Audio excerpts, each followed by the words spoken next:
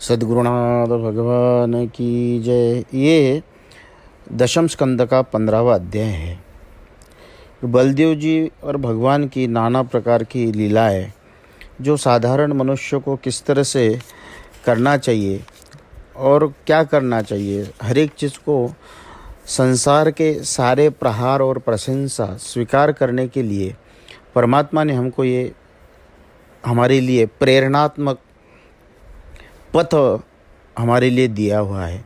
इस पथ को स्वीकार करना और उस पथ में रास्ते में चलते समय खड्डे पत्थर कांटों को देखते हुए यही हमारे जीवन में सुख दुख प्राप्ति वियोग संयोग नाना प्रकार के जितने भी उतार चढ़ाव आते हैं उस उतार चढ़ाव के रास्ते में धर्म के साथ स्वीकार करना और हमारे जीवन में उस परात्पर परमात्मा का स्मरण रखना, ये अगर कोई जीवात्मा करता है तो जैसे हम लोग देखें कि कहीं ना कहीं मीरा ने अपने सांसारिक जीवन में बहुत कष्ट उठाए, लेकिन उसका लक्ष्य कृष्ण था। इसीलिए संसार में आपको संघर्ष तो करना पड़ेगा, लेकिन संघर्ष में भी साधना बरकरार बनी रहे। ये एक बहुत बड़ी प्रेरणा हमारे लिए अपने जीवन में परमात्मा ने आपको प्राप्त करवाई। और सुखदेव जी महाराज कहते हैं कि कुरुकुल मुकुटमणि ऐसी अद्भुत वृंदावन की शोभा प्रसन्न मन श्री कृष्ण पर्वत के समीप यमुना नदी के तीर पर गौओं को चराते समय ग्वाल बालकों के संग विहार कर रहे थे। मदन मत्त भौरे जिस समय गुंजार कर रहे थे तब श्री कृष्ण बलराम आप ही उनके स्वरों में स्वर मिलाकर गाते थे। वनमाला पहने हुए बलदेव जी के साथ ग्वाल बाल जिनके चरित्रों को गाते थे, कभी राजहंसों की मधुर वाणी सुनकर उनके संग वैसे ही मधुर वाणी बोलते थे। कभी अपने साथी मित्रों को हंसाने के लिए मोरों को नचाता देखकर उनको सन्मुख आप भी जामा फैलाकर नाचते थे। कभी जो कोई गाय चरती दूर निकल जाती तो मेघ के समान गंभीर शब्द से प्रसन्न हो उनके नाम ले लेकर बुलाते थे। कभी चकई चकोर कोच चकवा भारद्वाज चातक कीर कपोत सारिका मोर इनके शब्द सुनकर आप भी उसी प्रकार शब्द उच्चारण करते थे। कभी व्याघ्र सिंह को देखकर डरकर जैसे पशु भागते वैसे गायों को देखकर भयभीत हो जाते थे।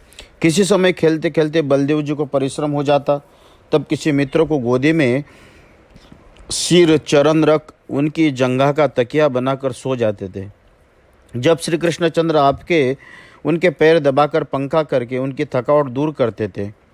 किसी प्रकार कृष्ण बलदेव परस्पर अद्भुत रीति से नृत्य गान करते थे। दीर्घ भाव दुष्टों के दलनहारे श्री कृष्ण या थोड़ी सी दूर पर ताल के वृक्ष का एक बड़ा गंभीर वन है। उस ताल वन में बहुत से ताल के फल वृक्षों के नीचे टूट पड़ते थे और टूट टूट कर बहुत से गिरते थे, परंतु धेनुकासुर दैत्य वहाँ रहता था। उनके वो फल वहाँ रोक रखे हैं, वो आप खाता है न किसी को दूसरे को खाने देता। हे राम हे कृष्ण, वह दैत्य बड़ा पराक्रमी बलशाली है, सदा गधे का रूप धारण किए रहता है और उसी के समान बड़े योद्धा उनकी जाति से बहुत से असुर उनके संग रहते हैं और उनके बीच में वो मंडली बनाए बैठा रहता है। हे दुष्ट मन, वो दुष्ट जहाँ भी कई मनुष्यों को देखता है उनको खा जाता है। उसके डर से कोई मनुष्य उस वन में नहीं जाता और पशु पक्षियों को भी उसके भय के कारण वो वन छोड़ दिया है। आज तक किसी ने नहीं खाए ऐसे सुगंधित और मधुर फल है। न मानो तो चारों ओर उनकी सुगंध फैल रही है, सूंघ कर देखो। कृष्ण, उनकी सुगंध से हमारे मन लुभा गए। तुम वो फल लाकर हमको दो, क्योंकि उन फलों को खाने की हमारी बड़ी इच्छा है। जो आपकी भी इच्छा हो उस वन को चले।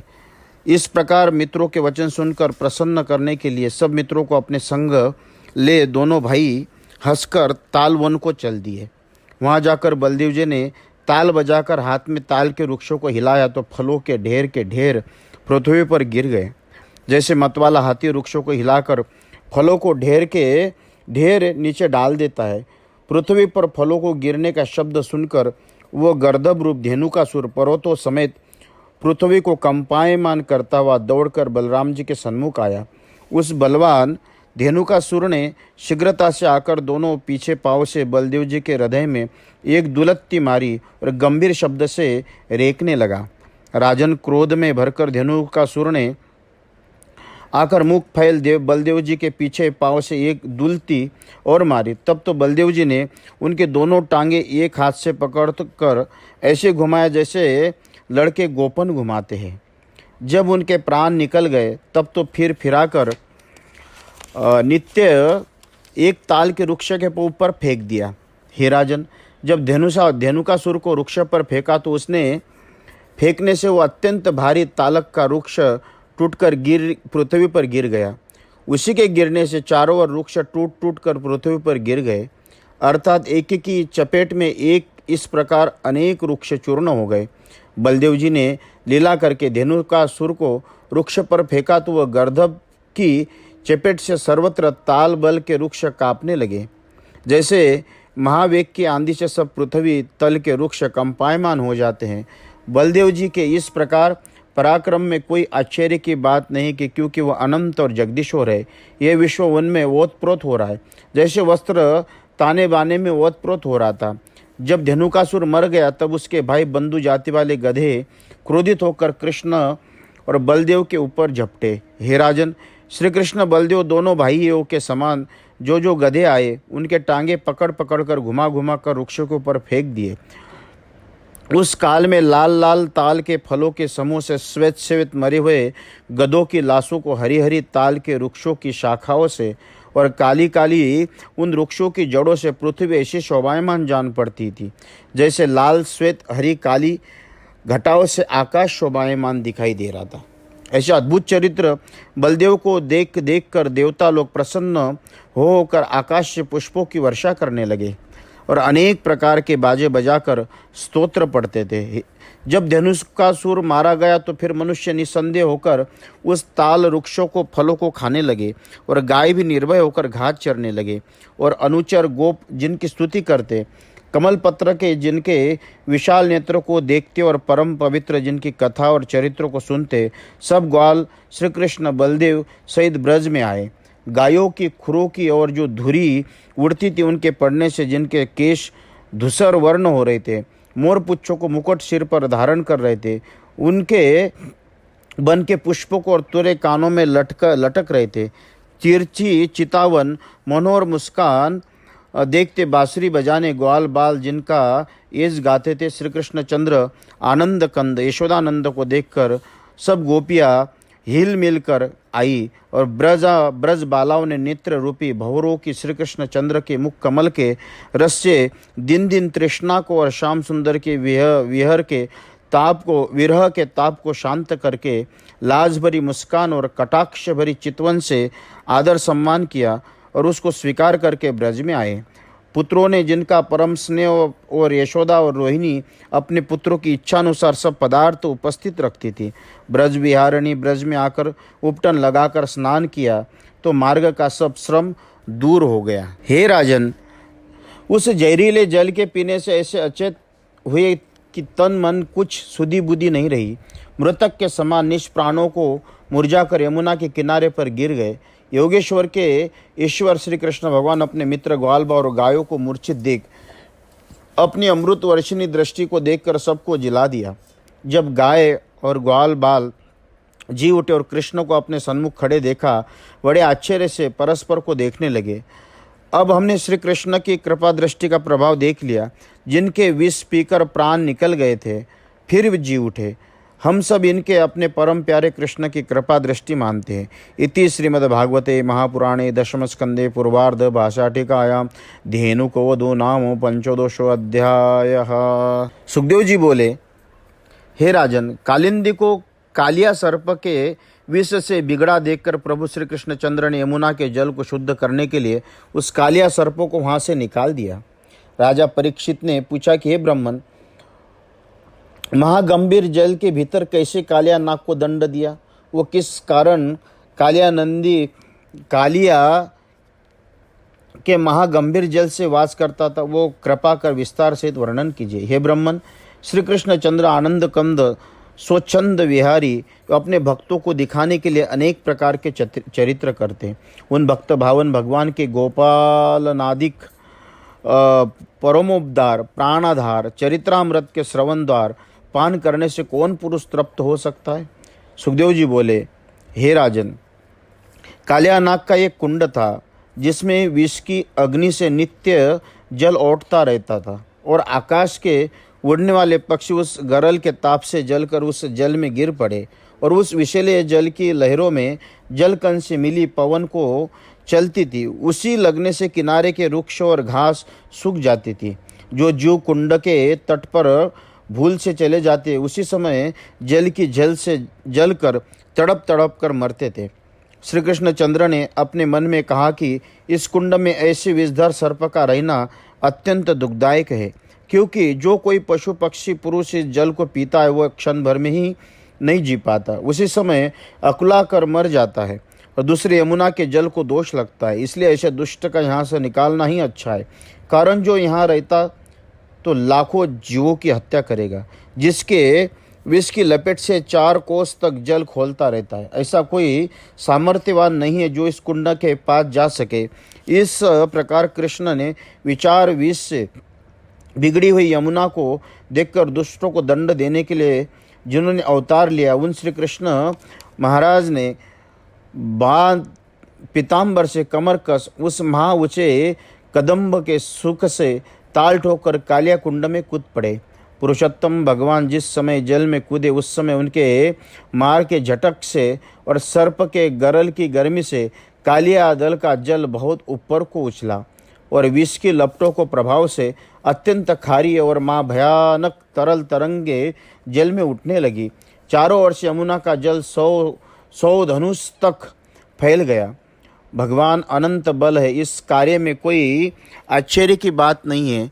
हे राजन, महाबलवान हाथी के समान जिनका पुरुषार्थ वाले श्री कृष्ण भगवान जिस समय कालियादह में जाकर गिरे उस समय बलशाली भगवान ने भुजदंड से ताड़ित जल शब्दों को सुनकर और श्री कृष्ण के अपने घर का विनाश समझकर कालीनाग की पत्नी अपने घर में कहने लगी कि ऐसा कौन बलवान है जो मेरे घर में आकर धूम मचा रहा है।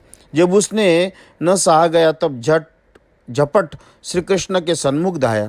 दर्शन करने के योग्य सुंदर स्वरूप सुकुमार अवस्था मेघवर्ण हृदय में भृगुलता चिन्ह विराजमान पीत वसन धारण किए मंद हास्य सहित जिनका मुखारविंद निर्मल खिले हुए कमल से जिनके पद पंकज ऐसे कृष्ण भगवान के निशंक उस विषैले जल में विहार करता देख अत्यंत क्रोधित हो वक्षस्थलों में डसने का दौड़ता, परंतु उस मोहिनी मूर्ति को निहार मोहित हो गया।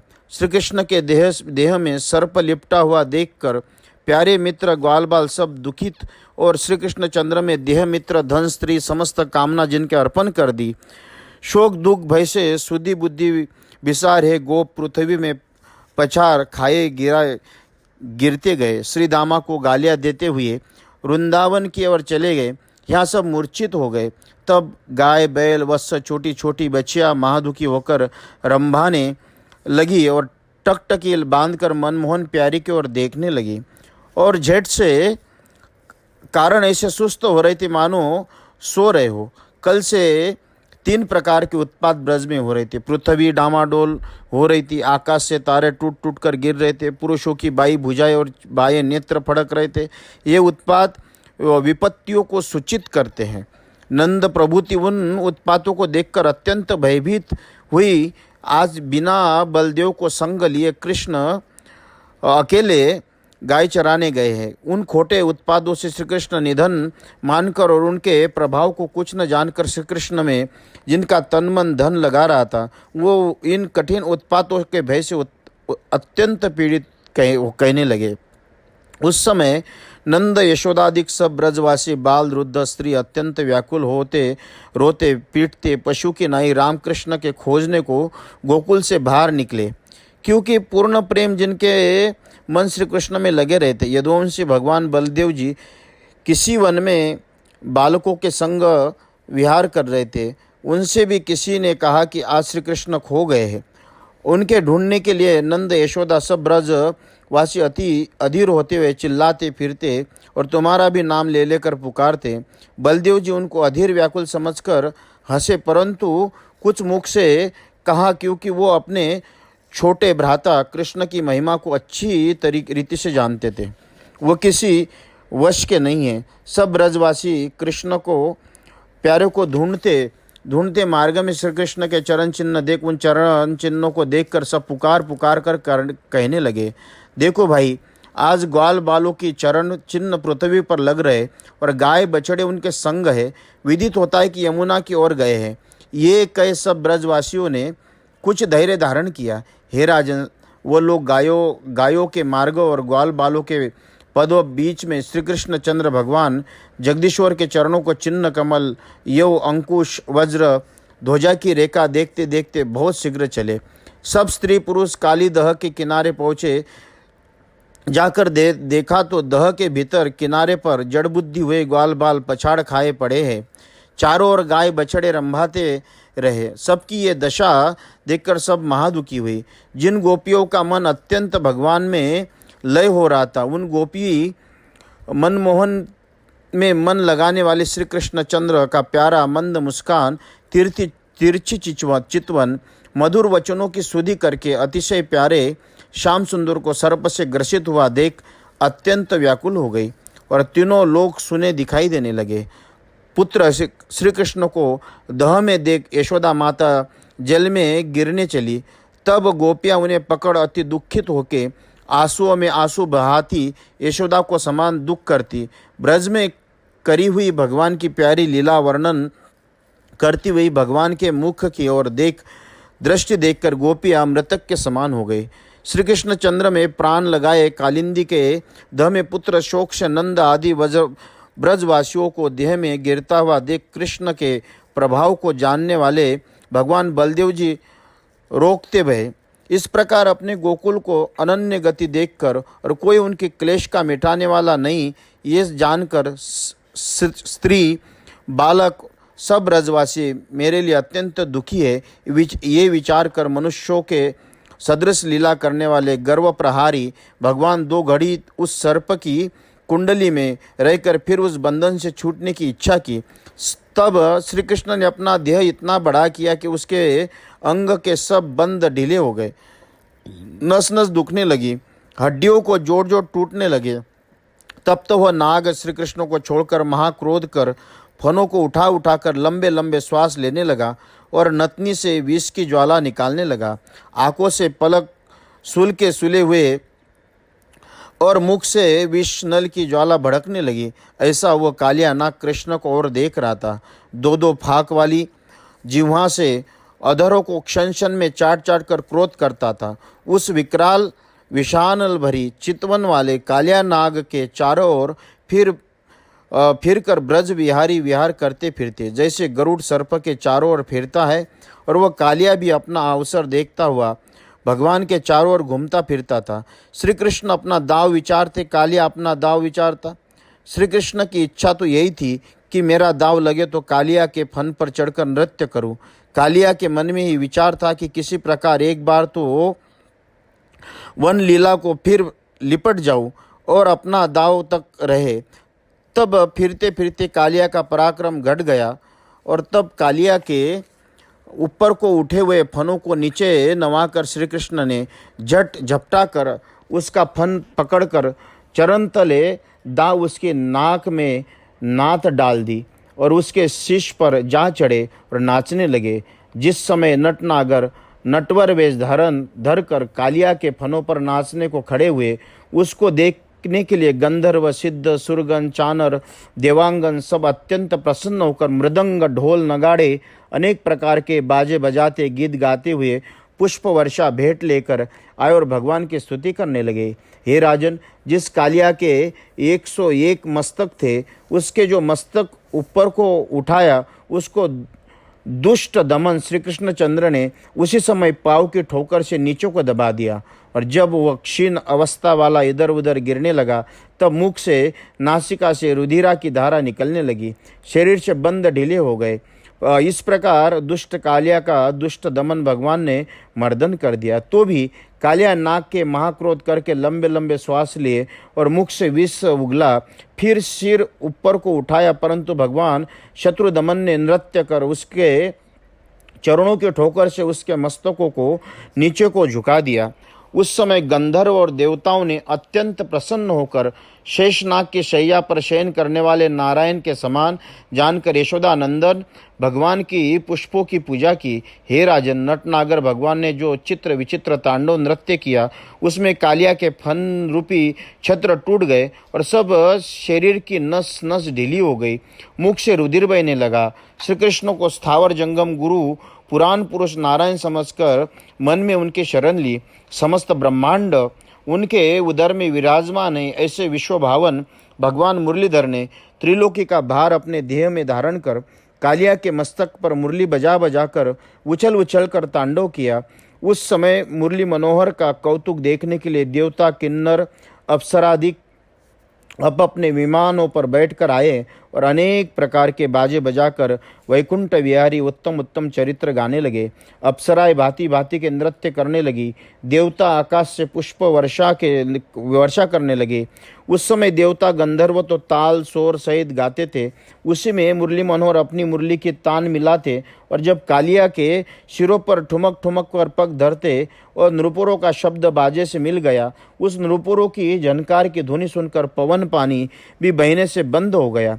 उस समय का आनंद वर्णन करने में ब्रह्मादिक देवता भी चकित होते। फिर किस दूसरे का क्या सामर्थ्य है उस आनंद का वर्णन कर सके।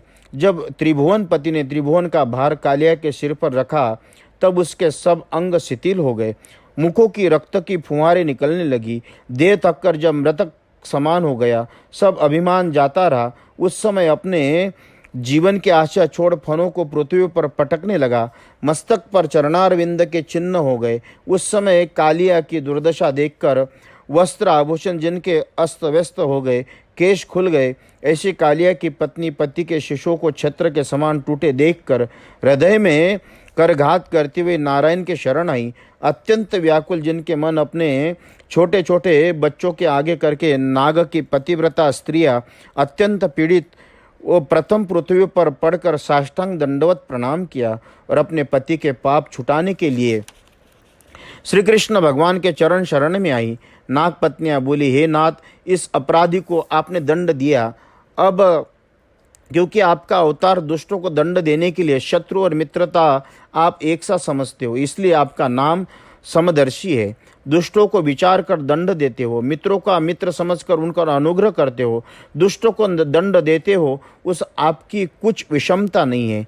इस सर्प को आपने दंड दिया सो उसके ऊपर बड़ा अनुग्रह किया, क्योंकि आपने दंड देने से सब पाप दूर हो जाते हैं। जिस अपराध से उसकी सर्प योनि हुई वो अपराध दूर हो गया, इसलिए आपका क्रोध भी कृपा रूप ही है। इस हमारे पति ने पूर्व जन्म में ऐसा क्या तप किया है जिसके सबके प्राणदान देने वाले आप इस पर संतुष्ट हुए। इस मान रहित हमारे पति ने अपना मान तजकर औरों का मान किया, सब लोगों पर दया ही करता रहा। नहीं तो ऐसे क्रूर बुद्धि सर्प पर आप क्यों अनुग्रह करते। श्री प्रकाशमान, ये सर्प आपके चरणारविंद के रज के स्पर्श से करने का अधिकार हुआ, सो कौन सी तपस्या का ऐसा श्रेष्ठ फल है ये हम नहीं जानते। जिन चरणारविंद के स्पर्श के लिए लक्ष्मी जी की उत्तम स्त्री उन सब कामनाओं को तज कर व्रत का धारण करके बहुत वर्षों तक तप किया।